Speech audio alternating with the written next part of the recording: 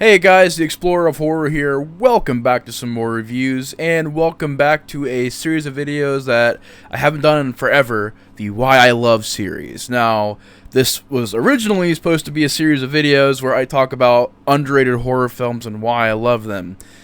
It quickly became remakes and sequels. So you know what, we're just going to stick with that formula, and we're going to keep it rolling with my thoughts and discussion on why I love Halloween 4, The Return of Michael Myers, the 1988 sequel.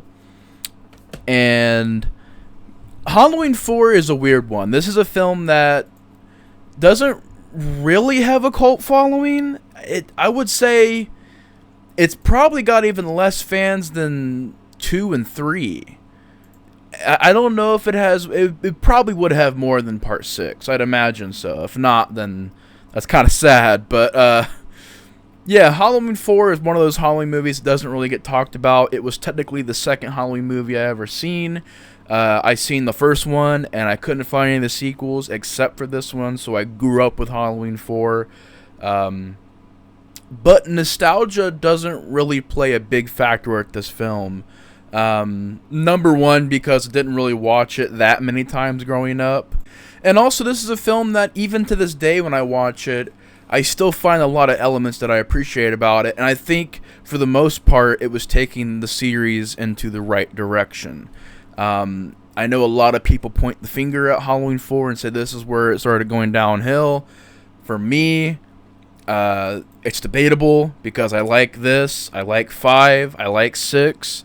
So, you know, I can't really be a part of that conversation because I actually like some of these sequels, but Halloween 4 is one of my favorite sequels out there, without a doubt. It does what a lot of sequels should do, as far as having moments where it pays homage to the original while creating its new stuff and creating new ideas and doing a pretty straightforward, easy to understand and, simple story. I like the cast of this movie. Donald Pleasence, of course, comes back somehow in this movie, which I can admit is a bit unbelievable. Elliot Cornell is in this film. Danielle Harris, George P. Wilbur playing Michael Myers, one of my favorite actors to portray Michael Myers. Bo Starr as Sheriff Meeker. So you have, Sasha Jensen, Kathleen Kinmont. Pretty good cast in this movie, as well as a story that is reminiscent of the first movie without ripping it off. Instead of it being a bunch of mental patients escaping from an asylum, Michael Myers escapes from an ambulance and continues his rampage, hunting down and trying to kill his niece, Jamie Lloyd, played by Danielle Harris. And I thought Danielle Harris is a great lead in this movie. She does a great job in this and in Halloween 6. And she also came back for Rob Zombie's Halloween. I don't think there's ever really been a time where I thought Danielle Harris didn't do a good job acting. She's one of my favorite actresses in horror. She's one of my favorite leads in the Halloween series. And yeah, I thought the stakes were kind of raised in this movie with having a kid. Michael Myers trying to kill a kid. And I thought George P. Wilbur, the way he played Michael, combining the brute strength with the sort of ghost-like phantom of the first two movies, where he'll pop up and kill like 10 people and disappear into the night. It's just, I really do think he did a great job. George P. Wilbur is one of my favorite Michael Myers out there. The mask I've actually warmed up to. I do not hate this mask anymore. There was a point in time where I did, to join the cool club, where everybody else was like, yeah, Halloween 4 and 5, those masks suck. I can agree to Part 5. I think Part 5's mask is still bad looking. However, I do think Halloween 4, I've warmed up to it a lot. It's got a cool, just blankness to it, and it's got its own style. I dig the mask in this movie. Yes, the poster is a bit of a lie, because at least on the Scream Factory art, they actually show you what the mask looks like, versus the original poster, they just put the first movie's mask on there and like, okay, hopefully they can't tell the difference. And it's like, no, we totally can. This is a way different mask than the first movie, which I guess is because they ran out of the rights to use the William Shatner mask. I think, or they didn't want to pay for it, which is a stupid decision. I don't know why they've struggled with the mask in the Halloween franchise. It's such an easy thing to get right. It's just making it look scary. Blank, but not too blank and not too changed from its original design. Just make it look scary and creepy and unsettling. And they can't do that half the time because H2O's masks suck. Five's mask sucks. A lot of people say this one's mask sucks. I don't agree with that. I think this one's actually a pretty unique looking one. But a lot of the masks in the series have looked kind of rough. But also, you got Dwight H. Little, who did a bunch of action movies. He's done a ton of movies. Broken Arrow. He's a producer for Broken Arrow. Apparently, he directed some episodes of the From Dusk Till Dawn series. And I mean, even to this day, I mean, he's still directing a lot of stuff. So he's a good director. I've seen quite a bit of his movies over the years. There is one I want to see called Rapid Fire with Brandon Lee. He did the Phantom of the Opera remake with Robert Englund, Marked for Death with Steven Seagal. So he's done a lot of stuff, and I definitely want to get more familiar with his work. I want to see more of his films, and hopefully one day I can.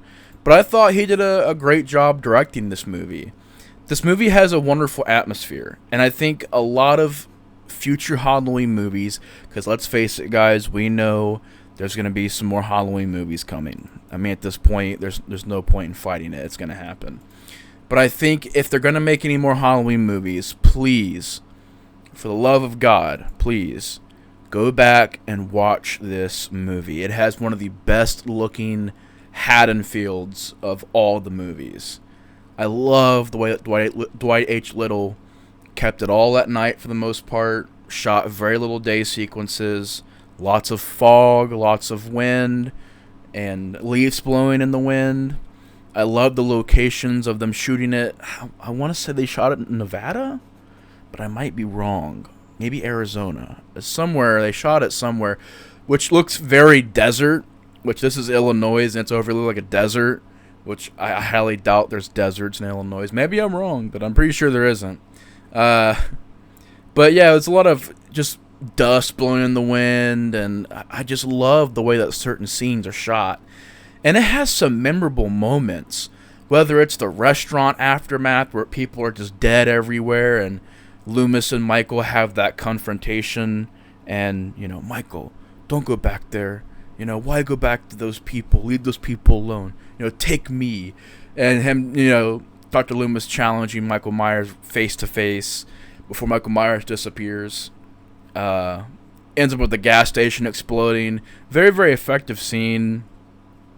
I love the rooftop sequence. It's one of the most suspenseful scenes in horror history, in my opinion, especially horror sequel history. I think it's very, very effective. I also think that it has a great third act with Michael Myers pretty much killing an entire police station. And so after he kills everybody in the police station, there is a mob that's made throughout the entire town that's hunting down Michael Myers. And it's just these people by themselves, no cops, just hunting down Michael Myers, which was done way before Halloween Kills. So I appreciate that. I think Halloween Kills took a lot from this movie. I think that the fact that the whole town is empty, and there's a point where you think Ellie Cornell might be dead, and Jamie goes into the school, and Michael Myers is just chasing her, falls down the stairs. Michael Myers is right after her.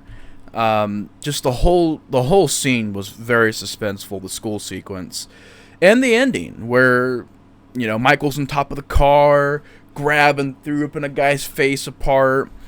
You know, Ellie Cornell, you know, die, you son of a bitch, and rimming the freaking tires up and hitting Michael Myers, or dummy Michael Myers. It looks like a clear dummy. But Michael Myers falling into the graveyard, getting shot up with shotguns and machine guns and stuff, falling down, and Loomis saying, you know, Michael's in hell, where he belongs. You know, great ending. I love that. It's one of the only Halloween movies to have a sense of finality to it, where it's like, okay, It works either way. If they didn't want to make any more sequels, it works that way. If they wanted to make more sequels, you can. And you technically have a good starting point with how this movie ends, where it is one of the, I remember as a kid, one of the most shocking endings I had ever seen. And I think it still is effective to this day at being a surprise and a shocker. I actually showed some of my friends this movie, and when that happened, they were all like, oh shit, you know, it was really surprising.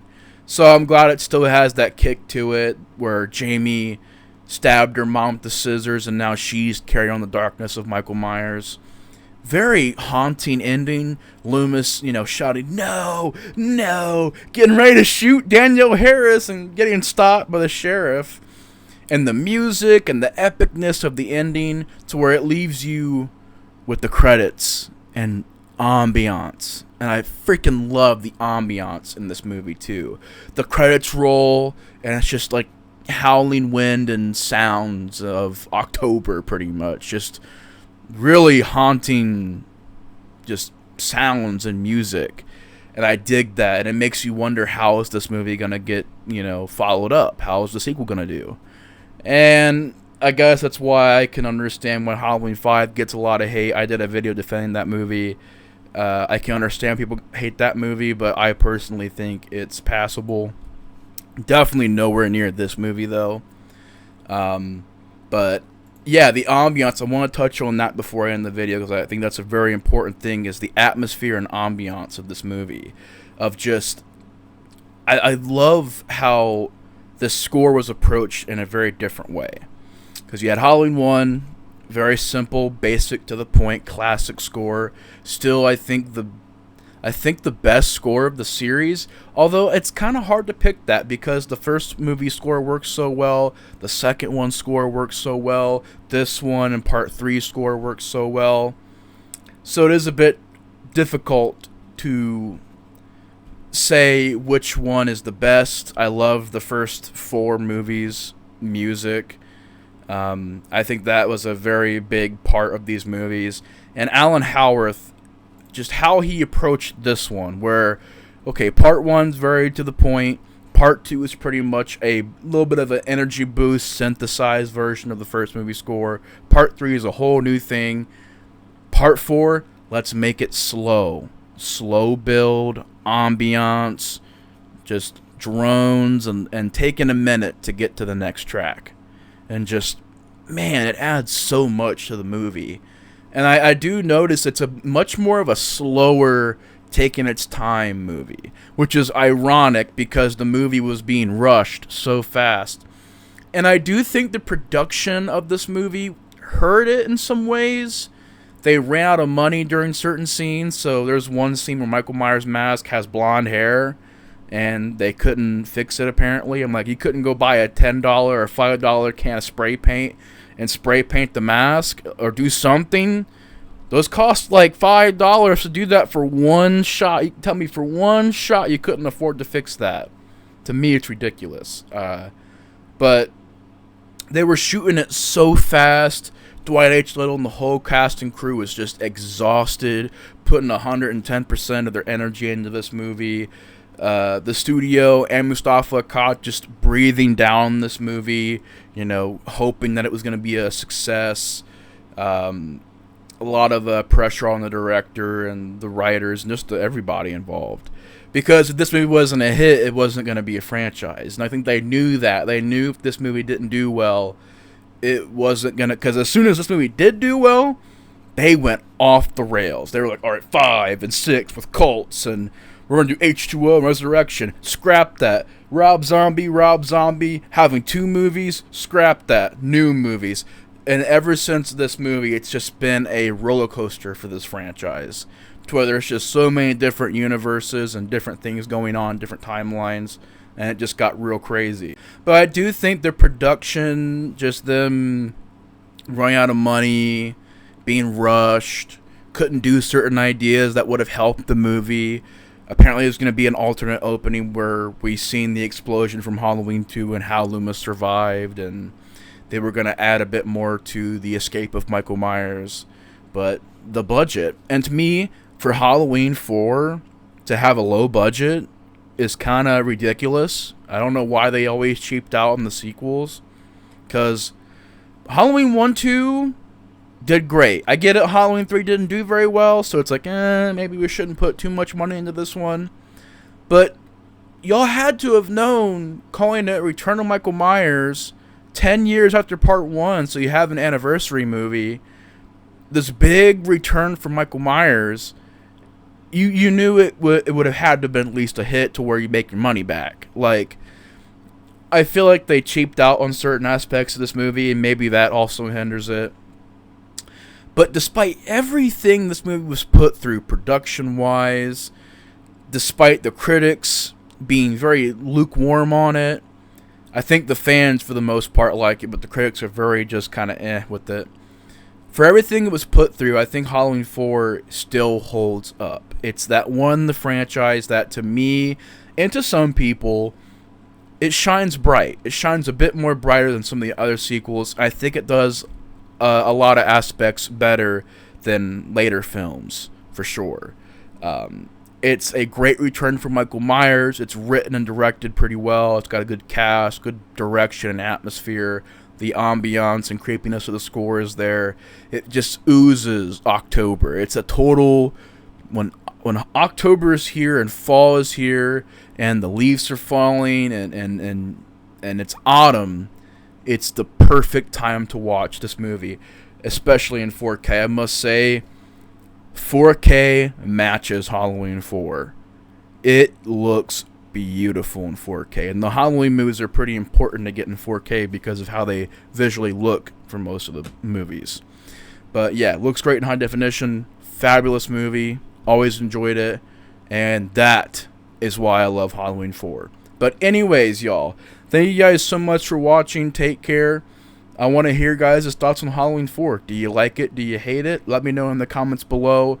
I will also, if I can remember, it's a bit different for me, so I'm going to try to remember this.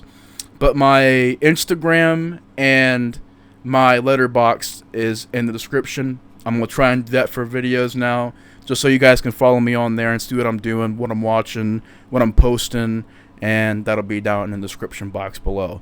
But anyways, y'all, it's been a blast talking about Halloween 4 again. I always love discussing it. It's one of my favorites. I watch it every year in October.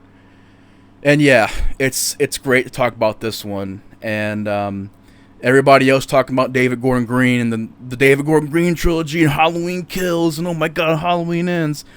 I'll talk about Halloween 4 and about how much this movie kicks ass. But anyways, y'all, thank you guys so much for watching. Take care. And that'll do it. The Explorer of Horror is out. Peace!